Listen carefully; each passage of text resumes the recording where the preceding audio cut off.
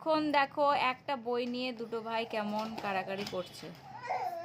কি পড়াশোনা করছো দেখি দেখি? রাইজ মির্জান, কিট্টু, ডুগ্গু।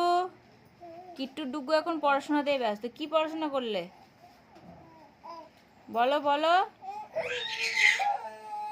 বইটা খাবার জিনিস? বইটা তো খাবার জিনিস নয়।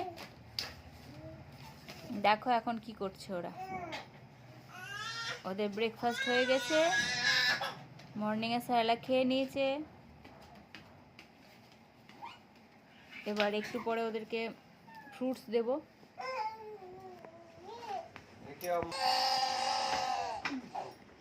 এই কিট্টু ডুগ্গু,